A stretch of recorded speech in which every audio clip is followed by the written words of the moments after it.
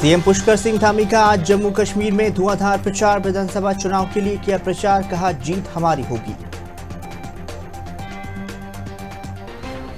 नगर निगम विधेयक पर प्रवर समिति की पहली बैठक संपन्न हुई। बैठक में कांग्रेस के विधायक नदारद। पूर्व मुख्यमंत्री हरीश रावत ने डीजीपी को सलाह दी, कहा रिटायरमेंट के बाद ही कांग्रेस में शामिल हो।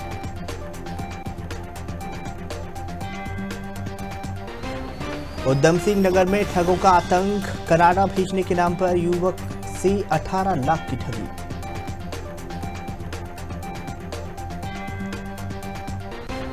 चारधाम यात्रा पर विपक्ष पर बद्रीनाथ विधायक के साधा निशाना, कहा चारधाम यात्रा को लेकर सवाल खड़े कर दिए। कहा चारधाम यात्रा में व्यवस्थाएं बदहाल। नमस्कार, आप देख रहे हैं खबर भारत 360। मैं हूं आपके साथ यश विश्वकर्मा। बुलेटिन का आगाज करेंगे उत्तराखंड की प्रमुख खबरों के साथ। कांग्रेस ने बीजेपी नेताओं पर राहुल गांधी पर ही दिए गए विवादित बयानों के खिलाफ अल्मोड़ा में जोरदार प्रदर्शन कर दिया है। कांग्रेस कार्यकर्ताओं ने पुतला दहन कर बीजेपी नेताओं के खिलाफ ही नारेबाजी की है और कार्रवाई की मांग की है। बताना चाहेंगे, अल्मोड़ा विधायक मनोज तिवारी के नेतृत्व में ही कांग्रेस कार्यकर्ताओं ने एकजुट होकर प्रदर्शन किया है। विधायक तिवारी ने बताया है कि राहुल गांधी के परिवार ने देश की आज़ादी और उनके निर्माण में बहुत बड़ा योगदान दिया है। उनके परिवार ने देश के लिए प्राणों की आहुति दी है। ऐसे में उनके खिलाफ ही इस तरह की बयानबाजी निंदनीय है। कांग्रेस कार्यकर्ताओं ने मांग की है कि राहुल गांधी पर दिए गए विवादित बयानों को लेकर ही जिम्मेदार बीजेपी नेताओं के खिलाफ कड़ी कार्रवाई की जानी चाहिए।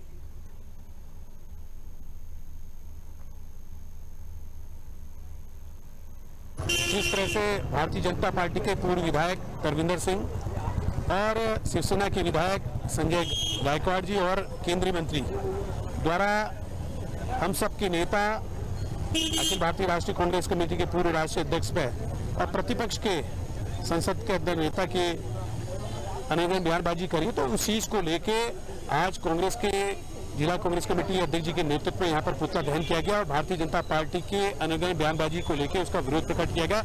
जिस परिवार द्वारा स्वतंत्रता आंदोलन में अपनी महत्वपूर्ण भूमिका निभाई, जिस परिवार के व्यक्ति ने आतंकवादियों से लोहा लेके अपने प्राणों को त्यागा, तो उस परिवार के लिए अगर इस तरह की बयानबाजी की जाएगी तो ये निश्चित अशोभनीय है और इसकी हम कठोर शब्दों में निंदा करते हैं। खबर उत्तराखंड के देहरादून से, जहां पर कांग्रेस के विधायक ने भाजपा सरकार पर चारधाम यात्रा को लेकर निशाना साधा है। मीडिया से बातचीत करते हुए बताया है कि चारधाम यात्रा पूरी तरह से चरमराई हुई है।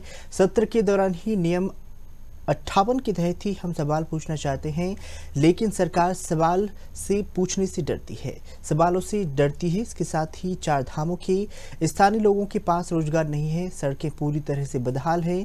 उसके बावजूद भी सरकार के कानों पर जू तक नहीं रेंग पा रही है। हर तरह से आने जाने वाले मार्ग में खस्ता हालत है, लोग परेशान हो रहे हैं। उन्होंने इस संबंध में जिलाधिकारी से मुलाकात भी की है।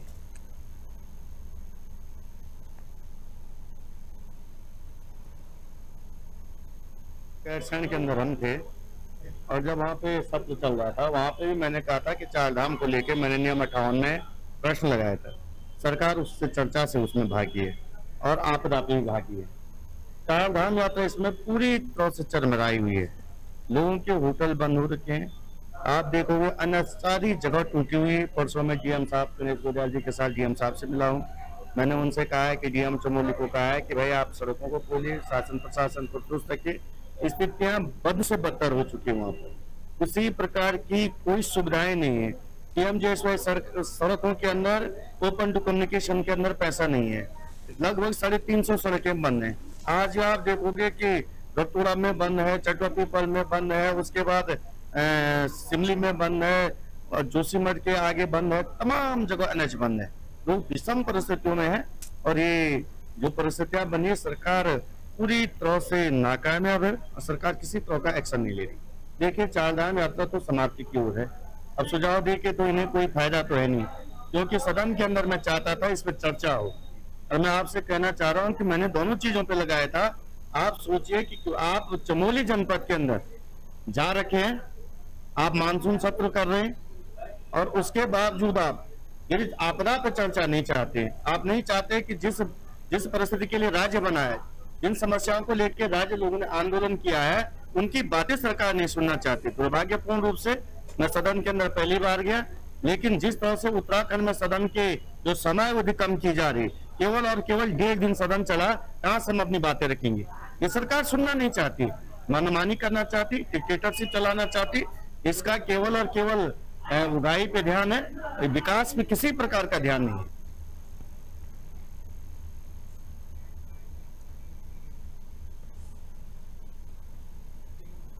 चलिए बात कर लेते हैं देहरादून की, जहां पर राष्ट्रीय पोषण माह के अंतर्गत ही आयोजित किशोरी जागरूकता कार्यक्रम में महिला कल्याण और बाल विकास मंत्री रेखा आर्या सम्मिलित हुई हैं। संबोधन में उन्होंने बताया कि बच्चे देश का भविष्य होते हैं और कुपोषण मुक्त भारत बनाने के लिए गर्भाशय में ही बच्चे के पोषण पर ध्यान देना बेहद जरूरी है। जब बच्चा पोषण युक्त होगा तभी वह भविष्य में देश प्रदेश की जिम्मेदारी लेने के लिए सक्षम बनेगा और तभी वह सक्षम बनेगा। गर्भवती माता को सही पोषण मिलेगा। उन्होंने आगे बताया कि प्रदेश में बच्चे के जन्म पर भी महालक्ष्मी किट वितरित की जा रही हैं, जो कहीं न कहीं जच्चे और बच्चे को स्वस्थ बनाने के लिए दिशा में एक बड़ी सफलता हासिल कर रहे हैं। इस दौरान ही मंत्री रेखा ने बताया कि महिला कल्याण योजनाओं की लाभार्थी बहन बेटियों को ही मुख्यमंत्री महालक्ष्मी किट और पोषण किट, स्वच्छता किट और वैष्णवी किट वितरित की जा रही हैं।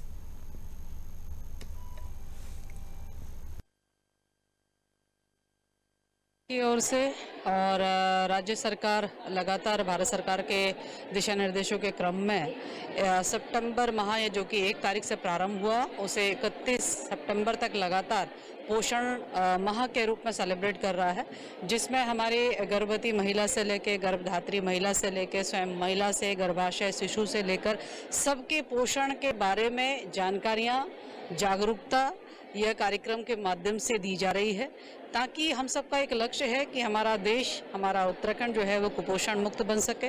तो उस बारे में अधिक से अधिक अवेयरनेस प्रोग्राम जो है आज किए गए हैं। निश्चित रूप से नुक्कड़ नाटकों के माध्यम से भी वो संदेश दिया गया है, निश्चित रूप से विभिन्न प्रकार की प्रतियोगिताओं के माध्यम से भी उसकी जागरूकता फैलाई गई है और यहाँ पर स्वच्छता को लेकर भी बालिकाओं को अवगत कराया गया है। कई न्यूट्रिशंस के माध्यम से इस संदर्भ में, पोषण के संदर्भ में जागरूकता दी गई है। तो लगातार एक ये अभियान है जिसमें हम फिट इंडिया के रूप में, फिट उत्तराखंड के रूप में जो है हम इस अभियान को चलाए हुए हैं और मैं समझती हूँ कि भविष्य के लिए बहुत कारगर सिद्ध होगा।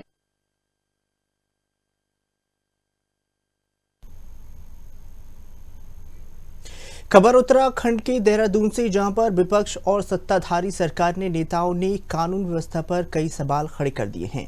इसके बाद ही पिछले दिनों में हुई डकैती को लेकर ही पुलिस मुख्यालय देहरादून में हुई प्रेस वार्ता की डीजीपी अभिनव कुमार ने वरिष्ठ राजनेताओं से प्रदेश के कानून की व्यवस्था पर आलोचना और चिंता करने पर अपील करते हुए पुलिस पर आस्था करने की गुजारिश की है। इसके बाद ही कई राजनीतिक मायने निकलकर सामने आ रहे हैं। डीजीपी के बयान पर ही पूर्व मुख्यमंत्री ने बताया है कि मुझे लगता है कि रिटायरमेंट के बाद ही जिस व्यक्ति को मैं कांग्रेस में इन्वॉल्व करना चाहता हूं राजनीतिक दल में, उसके लिए हमारे डीजीपी बहुत सुपात्र लगते हैं।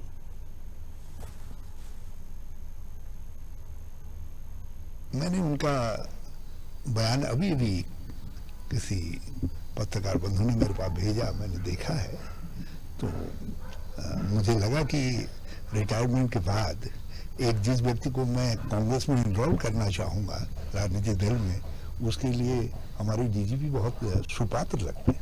और हमारे मतलब कुछ वरिष्ठ नेताओं द्वारा भी प्रदेश की कानून व्यवस्था और अपराध की स्थिति पे जो है चिंता भी प्रकट की गई थी, आलोचना भी की गई थी और मैं उनसे भी यही आग्रह करूंगा कि ठीक है, उनकी चिंता प्रकट करना, उनका आलोचना प्रकट करना वो भी स्वाभाविक है, हम उसका सम्मान करते हैं, लेकिन उनसे भी आग्रह यही करूंगा कि थोड़ा अपनी पुलिस में, अपनी सरकार में आस्था भी रखें और विश्वास रखें कि उनकी जो चिंताएं हैं उनको भी हम दूर करने का लगातार प्रयास करें।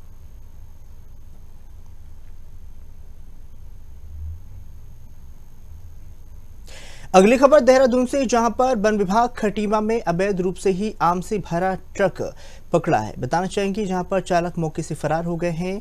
एफएस राहुल मिश्रा ने मीडिया से बातचीत करते हुए बताया है कि बनबसा में ही एक ट्रक जो कि अवैध रूप से ही आम की लकड़ी ले जा रहा था। इसी सूचना पर वन विभाग द्वारा ही पीछा करने पर उसको टोल प्लाजा खटीमा में पकड़ा गया है और ड्राइवर मौके से फरार हो गया है। ट्रक की चेकिंग करने पर पाया गया है कि उसमें आम की लकड़ियां लाने के लिए कोई दस्तावेज वैध नहीं थे और आम से भरे ट्रक को वन विभाग गेस्ट हाउस में ही कैंप में खड़ा करवा दिया गया है।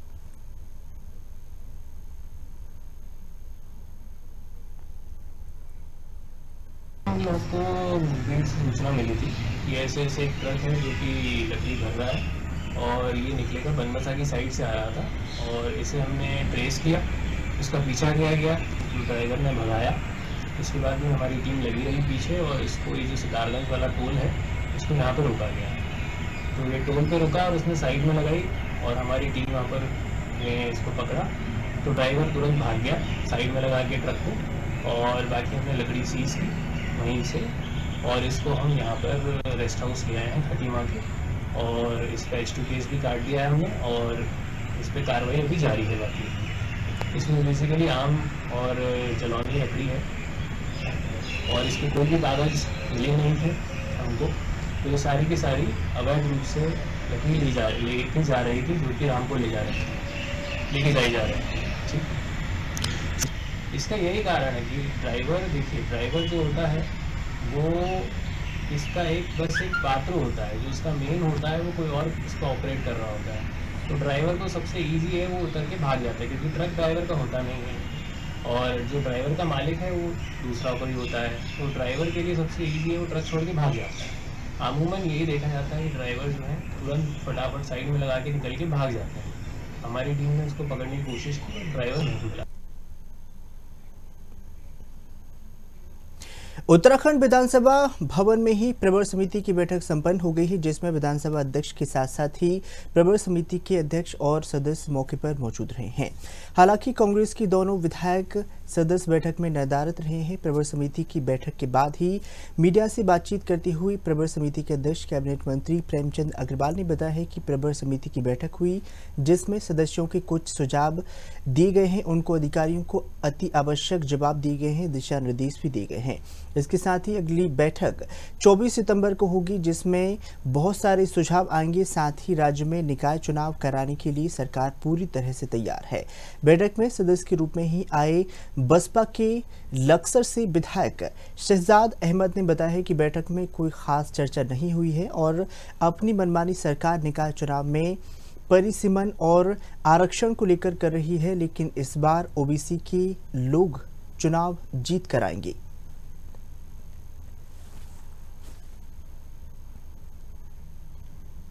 देखिए, आप जानते हैं जब गैरसैंण में विधानसभा सत्र हुआ था और वहाँ प्रवर समिति के गठन के बारे में बातचीत हुई थी। आज यहाँ अधिसूचना जारी होने के बाद पहली बैठक प्रवर समिति की हमने की है और निश्चित रूप से हमारे सम्मानित साथियों के द्वारा जो जिज्ञासाएं व्यक्त की गई उसके संदर्भ में जो हमारे उपस्थित अधिकारीगण थे उन्होंने बताया। और अभी चूंकि ये हमारी पहली बैठक थी और इस बैठक के बाद फिर दोबारा हम लोग 24 तारीख को यानी 24 तारीख दिन मंगलवार 11:30 बजे फिर हम बैठ रहे हैं। जो जिज्ञासाएं या जो जानकारी हमारे सम्मानित सदस्यों ने यहाँ पे उठाई हैं तो उसके लिए फिर हम लोग 24 तारीख को बैठ रहे हैं। पहली बैठक थी, बहुत ज़्यादा क्लियर नहीं है, कुछ रिपोर्टें मांगी गई हैं, वो अगले 24 तारीख में मीटिंग है उसमें आएंगी, उसके बाद कुछ क्लियर हो जाएगा। बहुत ज़्यादा कुछ है नहीं। लगता है तो सरकार समय से चुनाव कराने के मूड में है या नहीं है? सरकार तो आज चुनाव करा दे, कोई इसके लिए चुनाव थोड़ा रुकेंगे। सुप्रीम कोर्ट के आदेश से 0 आरक्षण करके चुनाव करा सकती है। बैठक से आप संतुष्ट नजर आ रहे हैं क्या? नहीं, बैठक में बहुत ज़्यादा कुछ है नहीं। जो चिंता है सरकार को या विधायकों को सर्विस की है, सर्विस से मुतालिक नहीं है, भ्रम दूर हो जाएगा।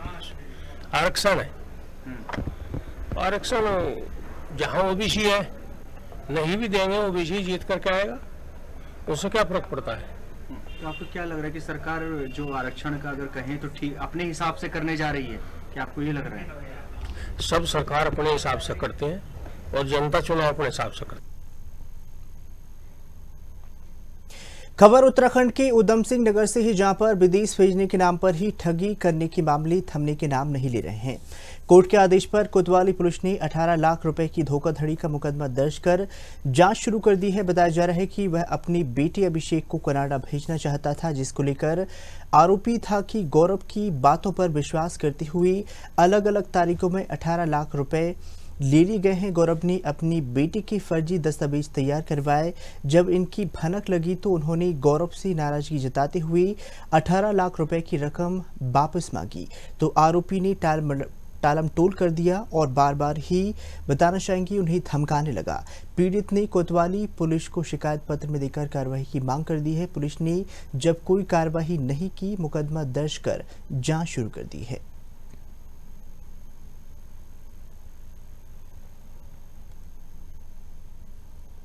न्यायालय के आदेश पर जो है हम लोगों ने एक अभियोग पंजीकृत किया है, जिसमें जो वादी और द्वारा आरोप लगाए गए हैं कि विदेश भेजने के नाम पे एक जो अभियुक्त है गौरव नाम का, उसके द्वारा इनसे 18 लाख रुपए की धोखाधड़ी की गई है। उसमें सुसंगत दावों में हमने अभियोग पंजीकृत कर दिया है और इसमें इन्वेस्टिगेशन की जा रही है और जो भी इन्वेस्टिगेशन में फैक्ट्स आते हैं उसके आधार पर इसमें कड़ी कार्रवाई की जाए।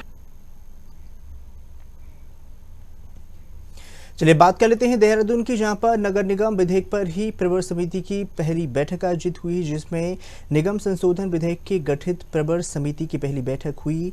अध्यक्षता समिति के अध्यक्ष प्रेमचंद अग्रवाल ने की है। बैठक विधानसभा भवन देहरादून में आयोजित हो गई है और समिति विधेयक के प्रावधानों पर चर्चा की गई है। समिति में विधेयक विनोद चमोली, इसके साथ ही मुन्ना सिंह चौहान आदि लोग मौके पर मौजूद रहे।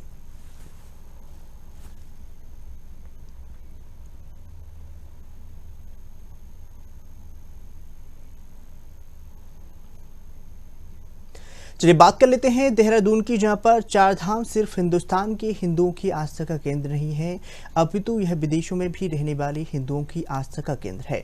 आपको बताना चाहेंगे, चारधाम यात्रा में पहुंची श्रद्धालु की संख्या साल दर साल बढ़ती ही जाती है। यह यात्रा शुरुआत में समापन के बीच मानसून का समय भी आता है, जिससे पहाड़ी क्षेत्रों में काफ़ी परेशानी लोगों को उठानी पड़ती है।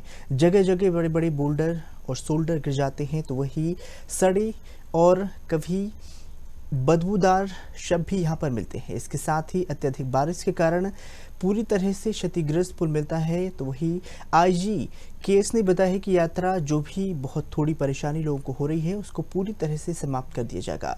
जगह जगह जेसीबी और पीडब्ल्यूडी के कर्मचारी तैनात हैं। रास्ते में यात्रियों की सुरक्षा का विशेष ख्याल रखा जा रहा है।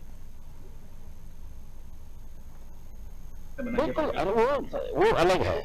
चार धाम यात्रा को सुचारू और सुव्यवस्थित करना, सुगम, सहज और सरल बनाना पुलिस का काम है और हम लोग लगे हुए, हमारे पुलिस बल अलग से लगे हुए वहाँ पर और वो जो है यात्रियों की सुविधा के लिए वो काम में लगे हुए हैं। देख रहे होंगे डेली लैंडस्लाइड आ रहा है, उनके लिए यात्रा जो है जहाँ लगता है कि ट्रैफिक को रोका जाना है वहाँ रोकते हैं, जहाँ रोड ब्लॉक हो चुका है तो वहाँ एनएच के साथ पीडब्ल्यूडी के साथ वो भी मशीनों की आवश्यकता पड़ती, तत्काल वहाँ प्रोवाइड करा के रोड क्लीनिंग का काम हम लोग करा रहे हैं। उत्तराखंड कांग्रेस में देहरादून महानगर इकाई में ही भाजपा के नेताओं ने राहुल गांधी पर टिप्पणी कर दी है। टिप्पणी को लेकर ही भाजपा और नेताओं का पुतला फूंका है कांग्रेस ने। इस दौरान ही देहरादून कांग्रेस के महानगर अध्यक्ष ने बताया है कि भाजपा नेताओं ने राहुल गांधी पर जिस प्रकार से बयानबाजी की है, वो पूरी तरह से दुर्भाग्यपूर्ण है।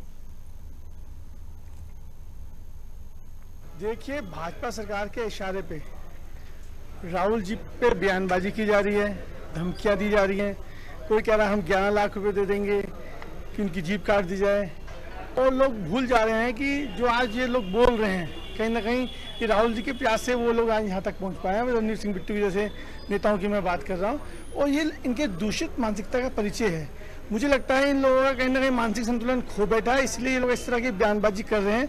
और राजनीति में इन ऐसे बयानबाजी और इन नेताओं के लिए बिल्कुल जगह नहीं है, इसलिए हमने आज भाजपा सरकार का पुतला दहन किया है। तो क्या चाहते हैं, कोई कानूनी कार्रवाई हो, एफआईआर? निश्चित तौर से कानूनी कार्रवाई भी होनी चाहिए, लेकिन नैतिकता के आधार पर जो हमारे राष्ट्रीय अध्यक्ष ने भी पत्र लिखा है नरेंद्र मोदी को, इसका संज्ञान लेना चाहिए, इन लोगों पर कार्रवाई करना चाहिए। राजनीति इस तरह से नहीं होती जिस तरह से ये लोग बयानबाजी करके कर रहे हैं।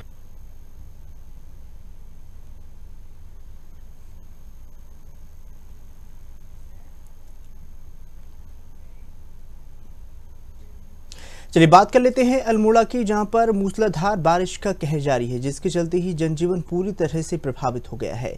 सुबह से ही आसमान पर काले बादल, घने बादल छाए हुए हैं, जिससे ठंडक और भी ज्यादा बढ़ गई है। लगातार हो रही बारिश से लाखों लोग परेशान हैं, दिक्कतें हो रही हैं।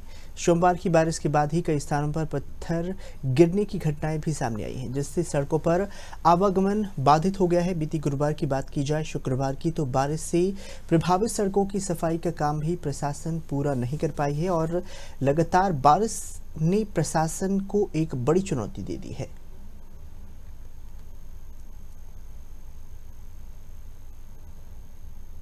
कि जिस तरीके से तेज बारिश आई है, इससे कई सड़कें अभी अवरुद्ध हो गई हैं। जैसे हल्द्वानी नैनीताल अल्मोड़ा जो मार्ग है, ये बाधित हो गया। पिथौरागढ़ अल्मोड़ा मार्ग में लगातार बोल्डर गिर रहे हैं और विगत बुधवार की जो बारिश हुई थी उससे भी काफ़ी नुकसान हुआ था। 13 सड़कें पहले से ही बंद पड़ी है, जिनको अभी प्रशासन द्वारा खोला नहीं गया है। उसमें कोई ऐसा इंटरेस्ट सरकार के द्वारा नहीं लिया जा रहा है कि इन मार्गों का दुरुस्त करें, ताकि आवाजाही बने रहे, लोगों को खतरे का भय से थोड़ा सा मुक्ति मिले, राहत मिले।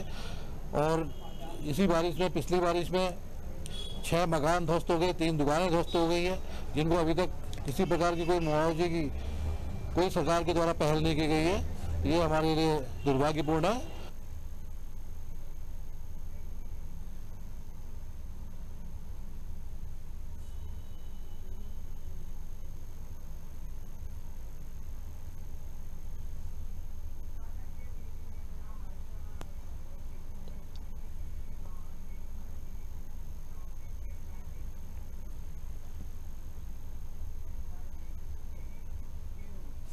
चलिए रुक करते इस वक्त की बड़ी खबर बताना चाहेंगे, जहां पर उत्तराखंड के टेहरी में बड़ा हादसा हो गया है।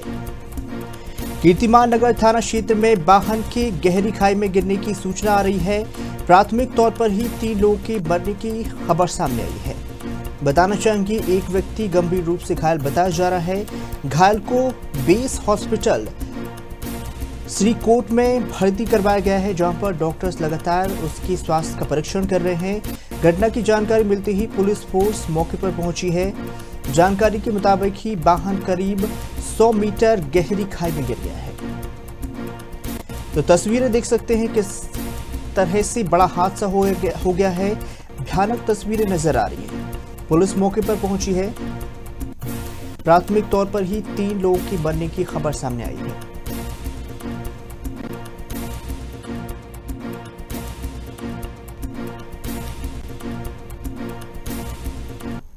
खासकर बस इतना ही, दीजिए इजाजत, नमस्कार।